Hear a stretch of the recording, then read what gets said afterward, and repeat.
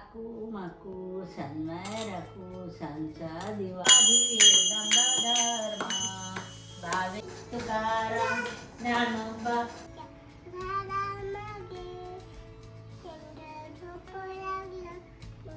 ते कसं म्हणते पतित पतित.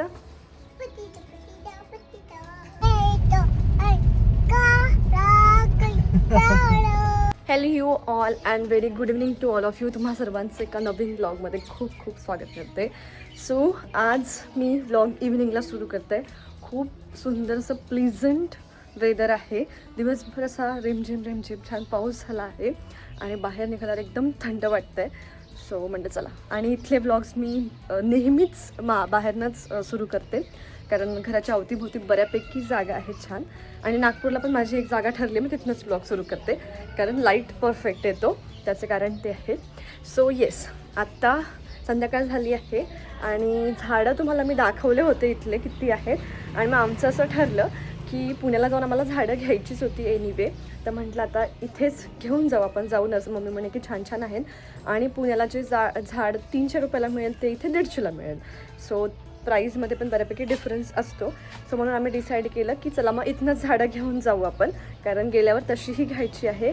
बाल्कनीची पूर्णपणे वाट लागलेली असणार आहे, सगळी झाडं गेलेली असणार, तशीही गेली होती नव्हती आणि म्हणूनच आम्ही लावली होती, कारण आम्हाला माहिती होतं इकडे यायचं आहे आणि मग आमची झाडं सगळी चालली जातात.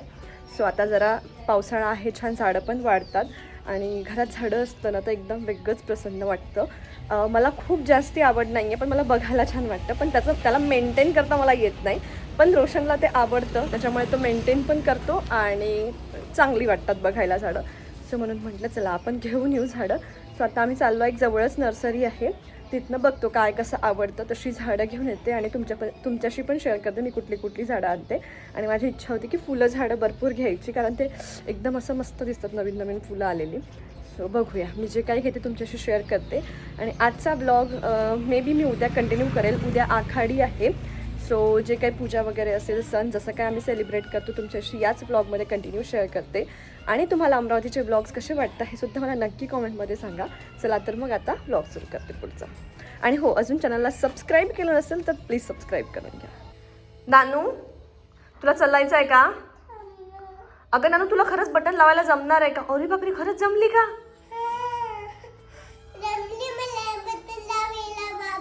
पण तुला एक बटन लावायला 15 मिनिटं लागतात, त्याचं काय करायचं? चला, एक लावली ना बेटा तू, एक लावली ना तू. हां बटन, आता मम्मा हेल्प करेल, ठीक आहे? ओके, ये मा, माझी गुड्डू गर्ल आहे ना तू.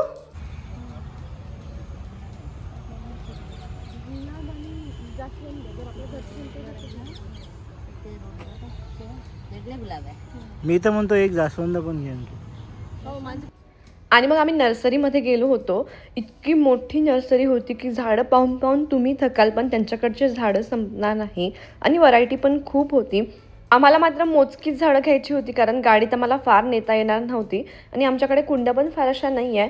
जेवढ्या होत्या तेवढ्यातच आम्हाला लावायचं होतं, कारण गॅलरीमध्ये आणखी कुंड्या आम्हाला वाढवायच्या नव्हत्या, कारण मग बसा उठायला जागा राहत नाही. सो जेवढ्या आहे तेवढ्यांसाठी आम्ही अशी 5-6 झाडं घेतली. घरी पण भरपूर झाडं आहे, मग त्यातली पण काही 1-2 नेता येईल असं काहीसं आमचं ठरलं आणि इथनं झाडं घेऊन आम्ही निघालो. आणि शॉर्ट व्हिडिओमध्ये मी जेव्हा नर्सरी शेअर केली तेव्हा भरपूर कमेंट्स आल्या होत्या की ही नर्सरी कुठे आहे एक्झॅक्टली अमरावतीमध्ये. सो ही पंजाबराव जवळ आहे.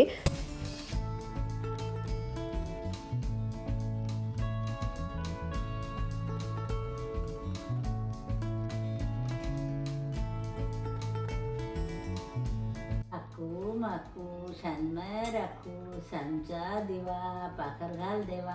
आक्या माक्या दिदू झाला बोक्या, दिदू गेला खेळायला, दादू गेला बोलवायला. आकली माकली सोन्याची टिकली, माझ्या सोनाच्या कपाळी जेवण टेकली. सोना बदमाश झाला आता.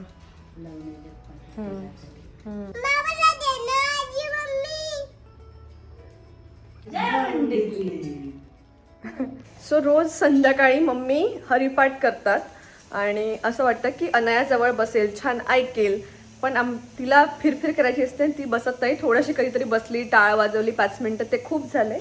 सो आता दिवा लावला की मम्मी हरिपाठ करतात. बसते का आजीजवळ? का बरं? हो, टाळ वाजवते ना तू? वाजवून दाखव ग मला, वाजवून दाखव ना टाळ. मोची आता काय झालं? येते तुला वाजवता, मला माहित आहे. झालं ते, संपलं बेटा, संपलं आता.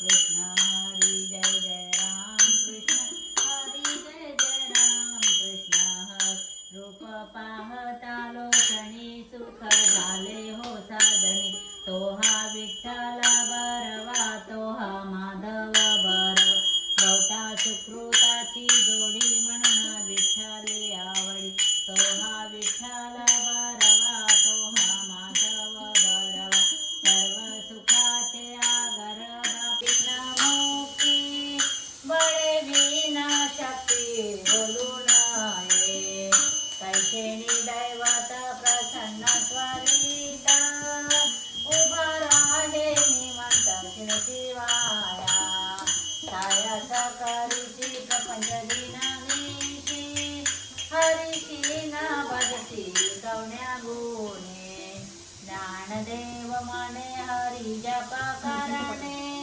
तुटेला धारणे प्रपंचाचे हरी मुखे मना हरी मुख विधी नावे सिद्धी वायाची उपाशाला साधू जातीला हरी भक्त ज्ञानदेवा गोडी संगती सजाणी हरी दिसे जनी वाणी आत्मतत्वी हरी मुखे मना हरी मुखे माना पुण्याची गणना कोण करी पर्वताप्रमाणे पाठवले आता ह्याची होलीच आहे. नानू, आजीला हार करायचा आहे तर बेटा फुलं खराब नाही करू. सो उद्या आखाडीसाठी आमच्याकडे उद्याची प्रिपरेशन चालू आहे, हार बनवायची. नानू, फुलं नाही खराब करू बेटा. जय बाप्पासाठी हार बनवते ना आजी, जय बाप्पासाठी हार बनवते ना आजी. चल ज्ञानोबा माऊली मन कर ना नानू, ते कंबरवर हात. हा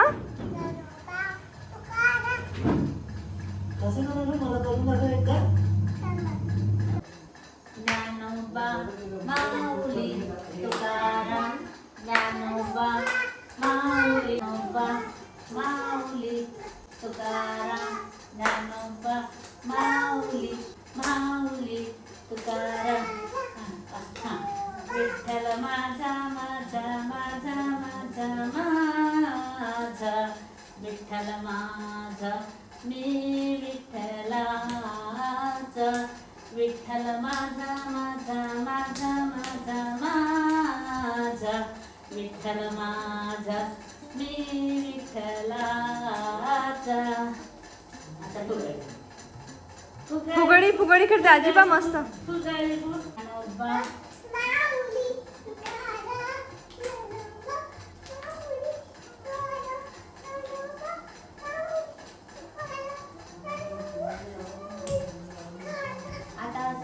ज्ञानोबा माऊली तुकाराम ज्ञानोबा माऊली तुकाराम. जेवतीचे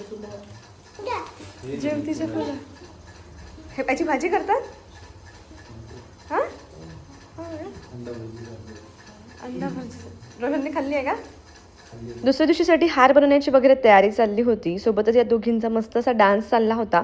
आणि तेवढ्यातच दादा आले. तर दादा इथे ना 2 भाज्या घेऊन आले होते. एक भाजी तर मला माहिती होती, त्याला कटोले म्हणतात आमच्याकडे. शॉर्टमध्ये शेअर केलं होतं, त्या बऱ्याच कमेंट्स आल्या की कोणाकडे काय काय वेगवेगळे नावं, करटुले असं काहीतरी म्हणतात. सो आमच्याकडे त्याला कटोले म्हणतात, ते मला माहिती होतं. पण हे मला माहिती नव्हतं, याला जिवतीचे फुलं म्हणतात. मी झोपू का? मला गाई गाई करते का प्लीज?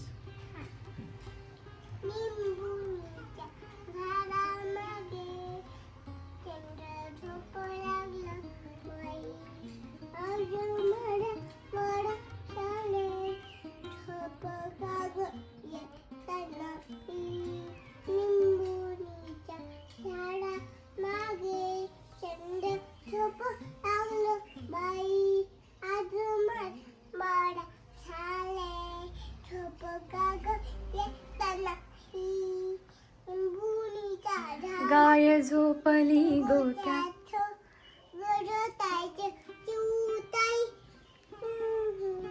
इकडे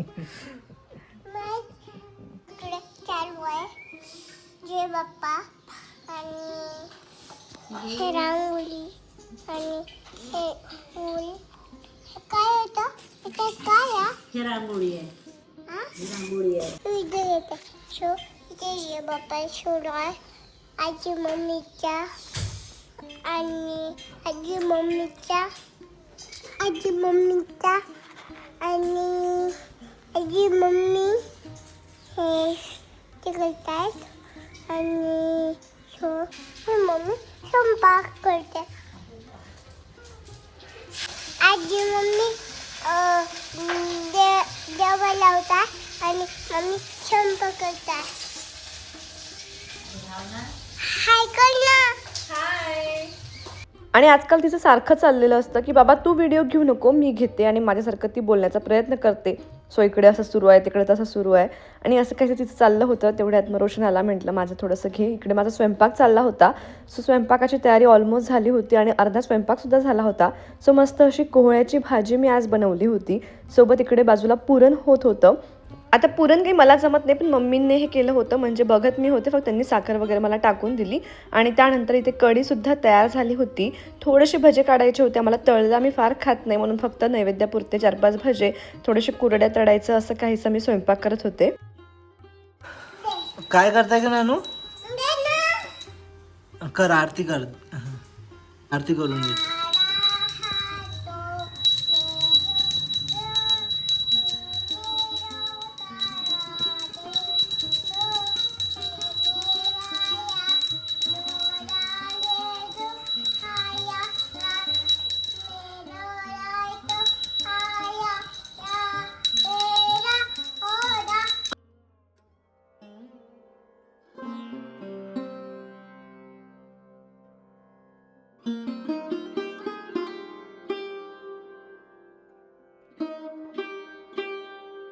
नानू नानू का ते कसं म्हणते पतित पतित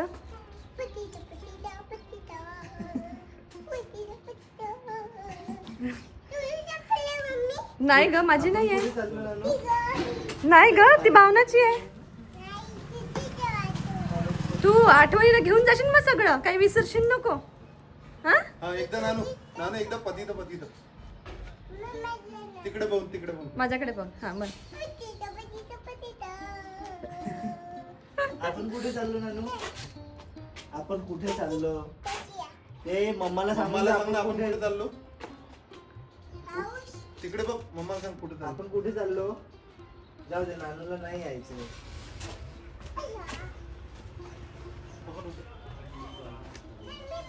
आणि आता सगळ्यात कठीण गोष्ट मी बनवायला घेतली होती ते म्हणजे पुरणाची पोळी जी मला जमत नाही.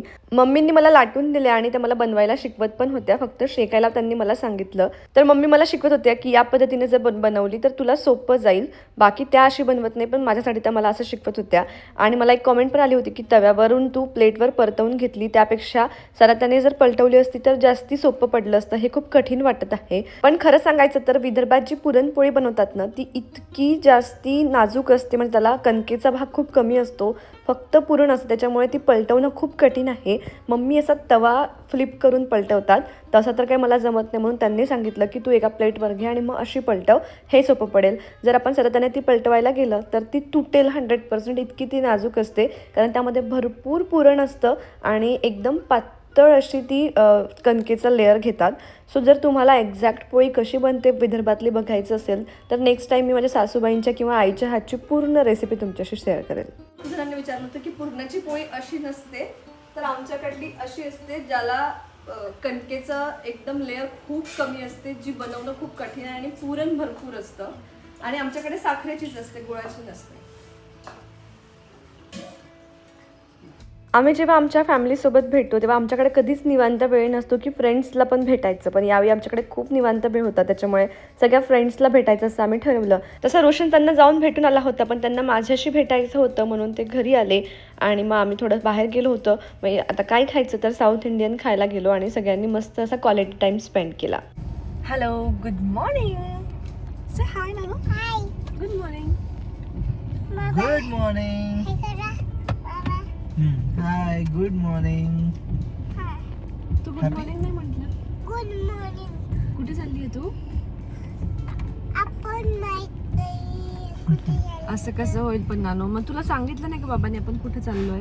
बाबाच्या फ्रेंडकडे. So yes, good morning. आणि कालचा व्लॉग, मला वाटतं परवाचा व्लॉग आपण सुरू केला होता, काल मी एंड केला नाही. काल काही नाही, रोशनचे फ्रेंड्स आले होते भेटायला. सो पहिल्यांदा असं होत असेल की आम्ही खूप दिवसासाठी आहो आणि निवांत आहो, काही कार्यक्रम नाही, काही नाही, काही सो असं काही ओकेजन नसताना आम्ही इतके दिवस थांबलो आहे, असं फर्स्ट टाइम झालं असेल. त्याच्यामुळे मग फ्रेंड्सला वगैरे भेटण्याचा चान्स मिळतो आहे. सो काल पण रोशनचे फ्रेंड्स आले होते, त्यांच्यासोबत जरा बाहेर वगैरे गेलो, म्हणून संध्याकाळी काही फार व्हिडिओ शूट केला नाही. नानू शांत बसायचं का? नानू तुला ट्रेन बघायची आहे? ट्रेन बघायची आहे का? ते पाहता येणार आहे बघ, ते वरती झालं. अरे ट्रेन आलीच नाही. नानाला ट्रेन गेली बघायची असेल. होती, आम्ही रेल्वे ट्रॅक वर उभं होतो, पण ट्रेन गेली. तर आता नानाला बघायलाच नाही. येता बघू आपण. हा, कुठे इथे येईल ट्रेन. कुठे? हा थांब आता 1 मिनिट. तर मग मी सांगते तुला. मग म्हणून मग काही काल ब्लॉग शूट केला नाही, पण आता म्हटलं चला एंड करूया ब्लॉग. आणि आम्ही सकाळी निघालो, सकाळी नाही म्हणू शकत, आम्ही 9:30ला वगैरे निघालो रेडी होऊन, ते म्हणजे रोशनच्या आणखी एका फ्रेंडकडे. सो प्रत्येक वेळी आम्ही अमरावतीला येतो तर ते आम्हाला भेटायला येतात अमरावतीला, पण आता म्हटलं चला त्यांच्या घरी जाऊ, कारण ते बरेचदा त्यांनी इन्व्हाइट केलं होतं की या. सो आता वेळ होता म्हणून यावेळी सेल्फ इन्व्हायटेड की हो आम्हाला वेळ, आम्ही येतो यावेळी, असं काहीसं आम्ही केलं. आणि आता आम्ही तिकडे चाललो आहे. सो असेच काहीसे इकडे दिवस चालले आहेत, किंवा रुटीन पण अगदी सेम असतं, त्याच्यामुळे रोज असा ब्लॉग फार शूट करणं होत नाही. पण या होईल तेवढ्या गोष्टी मी शूट करून तुमच्याशी शेअर करण्याचा प्रयत्न करते. तर तुम्हाला अमरावतीचे ब्लॉग्स कसे वाटले नक्की कमेंटमध्ये सांगा. आणि हो, नेहमीच अनायासाठी तुमच्या खूप क्यूट कमेंट्स असतात, सो त्याच्यासाठी पण खूप खूप धन्यवाद. नानू पण थँक्यू म्हणणार आहे ना? Thank you everyone. नानूला सर्दी झाली का गं? नानूला थोडीशी सर्दी आणि आता खोकला पण असं वाटतोय मला.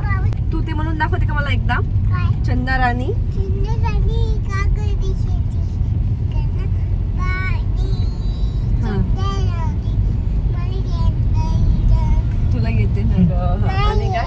शाळा ते घर शाळा अम्मा येतो ऐका रात्रभर तू बोल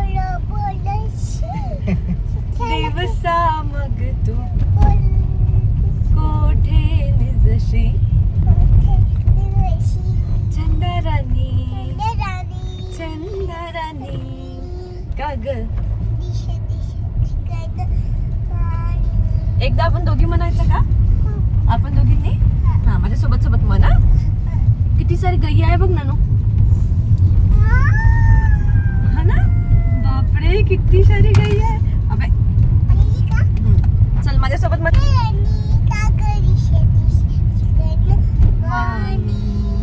शाळा ते घर ते शाळा आम्हा येतो कंटाळा रात्रभर तू चालीशी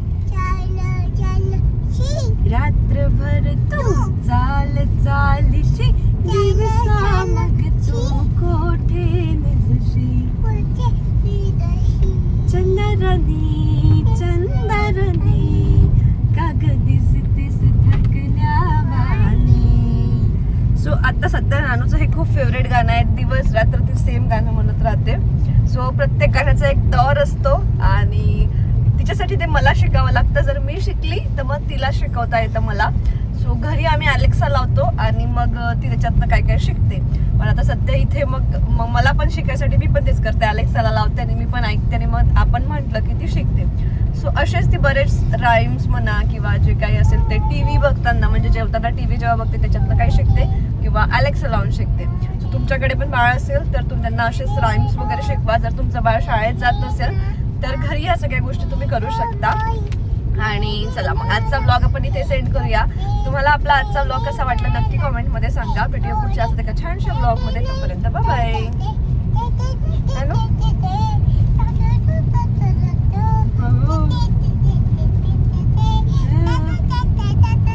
काय आपण हे काय आहे? दीदीचं कोणतं गाणं? काही पण हा ते कसं म्हणजे रेन रेन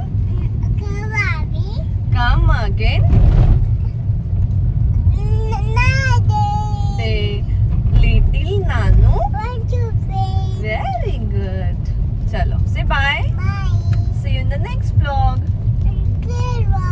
मला सर्दीमुळे बोलता नाही येत हो ना. ओके चलो बाय बाय. किशी